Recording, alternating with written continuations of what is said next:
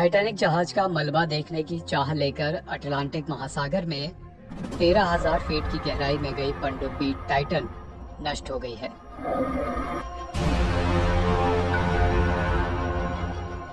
इस पर सवार पाकिस्तानी अरबपति सुलेमान दाऊद और उनके बेटे समेत 5 लोगों की मौत हो गई है।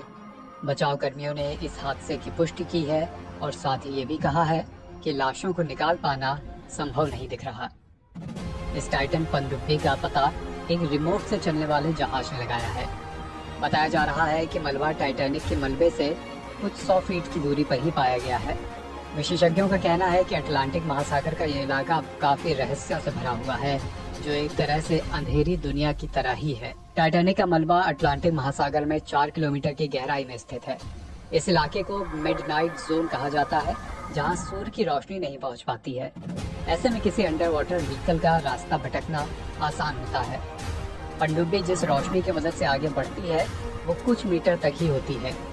विशेषज्ञों का कहना है कि इस समुद्री इलाके में खूब अंधेरा है और पानी बहुत ज्यादा ठंडा होता है। समंदर की सतह पर कीचड़ है और ये हिलती रहती है। आप केवल सोनार की मदद से ही अपनी स्थिति का पता लगा सकते हैं। इतनी गहराई में रडार भी काम नहीं करता। समुद्री विशेषज्ञों के मुताबिक समुद्र की सतह पर दबाव ऊपरी सतह की तुलना में 390 गुना ज्यादा होता है। इसलिए यहाँ जाने वाली पनडुब्बी की दीवार को काफी मोटा बनाया जाता है ताकि वो दबाव को झेल सके। समुद्र के अंदर हवा और लहरों की वजह से तेज करंट भी बनता है। इससे समुद्र की सतह पर पड़े सामान की जगह भी बदल जाती है। ये दबाव कुछ वैसा ही होता है जैसे अंतरिक्ष यात्री स्पेस में जा रहे हों। टाइटैनिक जहाज का मलबा डूबने के करीब 100 साल बाद भी गल रहा है और टूट रहा है। विशेषज्ञों का मानना है कि अगर कोई इसके करीब जाता है तो वो इसमें फंस सकता है। एक बार कोई पनडुब्बी फंस गई तो उसका निकलना बहुत मुश्किल होता है। इस बीच तलाशी अभियान के बाद अमेरिकी अधिकारियों ने कहा कि संभवतः टाइटन सबमरीन विनाशकारी आंतरिक विस्फोट का शिकार हो गई थी। अमेरिका की खुफिया उपकरण ने इस पनडुब्बी के विस्फोट को रिकॉर्ड भी किया था।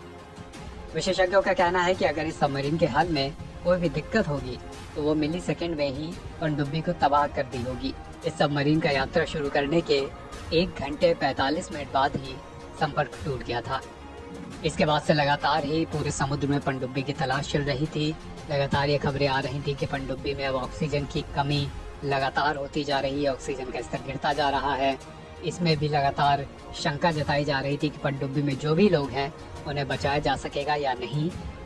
और आखिर 22 जून को बुरी खबर सामने आ गई कि टाइटैनिक जहाज का मलबा देखने की चाह लेकर अटलांटिक महासागर में 13,000 फुट की गहराई में गई पनडुब्बी टाइटन नष्ट हो गई। इस पर सवार अरबपति और बेटे समेत 5 लोगों की मौत हो गई। एनबीटी ऑनलाइन की रिपोर्ट।